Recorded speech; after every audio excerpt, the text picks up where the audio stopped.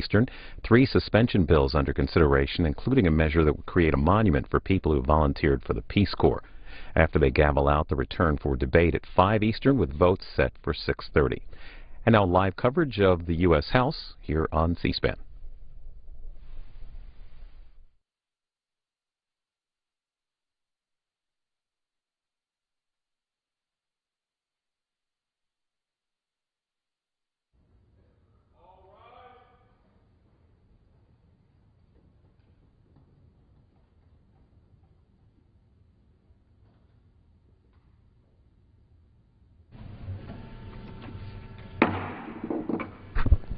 The House will be in order.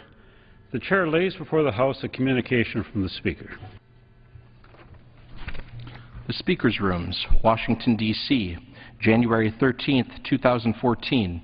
I hereby appoint the Honorable Thomas E. Petri to act as Speaker pro tempore on this day. Signed, John A. Boehner, Speaker of the House of Representatives. Pursuant to the order of the House of January 7, 2014, the Chair now recognizes members from lists submitted by the majority and minority leaders for morning hour debate. The Chair will alternate recognition between the parties, with each party limited to 1 hour, and each member other than the majority or minority leaders and the minority whip limited to 5 minutes. But in no event shall debate continue beyond 1:50 p.m. The Chair recognizes the gentleman from Texas, Mr. Doggett, for 5 minutes. Thank you, Mr. Speaker. Next Monday, when our country honors an apostle of nonviolence, Dr. Martin Luther King, Jr., Iran will begin reducing its nuclear stockpile. This important action is part of an international agreement to begin implementing the interim joint plan of action that was announced in November. Hope for a nonviolent resolution of our conflict with Iran will appropriately advance on a day that honors nonviolence. Some in Congress have been unwilling to accept these negotiations or to acknowledge that the administration has been successful in uniting other countries around the world in enforcing sanctions against Iran.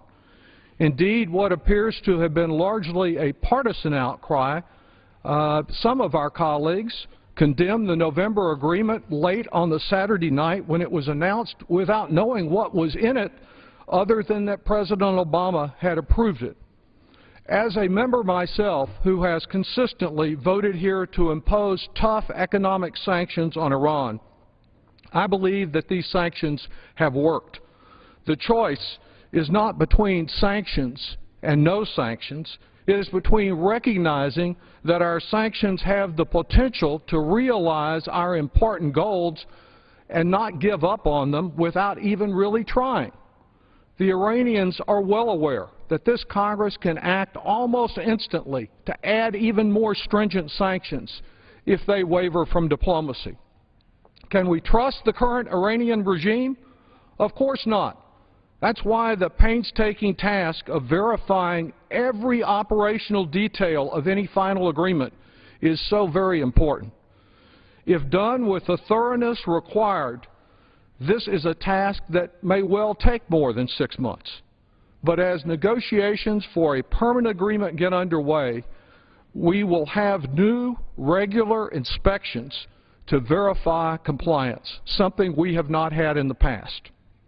To prevent a nuclear-armed Iran and to ensure the safety of our families and families around the world, a measurable, verifiable, negotiated agreement is the wiser course over the unknowable, unlimited risk of war. Those who would intrude on these fragile negotiations now only increase the danger of Iran becoming a nuclear-armed power. They would undermine the international coalition that has enforced the existing sanctions, and they would empower those hardline Ayatollahs, giving them a pretext to stop progress, giving that to the very people who reject any cooperation and regularly demand death to America and death to Israel. Congress must not impede the diplomatic alternative to war. Ultimately, that diplomacy may not be successful. It may not achieve a final verifiable agreement, but we should make every reasonable effort toward that end. There are no more important issues considered in this Capitol building, undertaken by this Congress, than the questions of war and peace. Just as I do not trust Iran, I do not trust war as the best way to prevent a nuclear Iran. And war is the true alternative offered by those here who would interfere or limit these negotiations. Starting a war in Iraq cost us so very dearly, and it did not make us safer. Let's not repeat that deadly mistake. Congress should commend Secretary of State John Kerry, Undersecretary Wendy Sherman, and President Barack Obama for their leadership through tough, persistent diplomacy, through the wise use of American power. I yield back. Pursuant to Clause 12A of Rule 1, the Chair declares the House in recess until 2 p.m. today. So members are taking a short break now before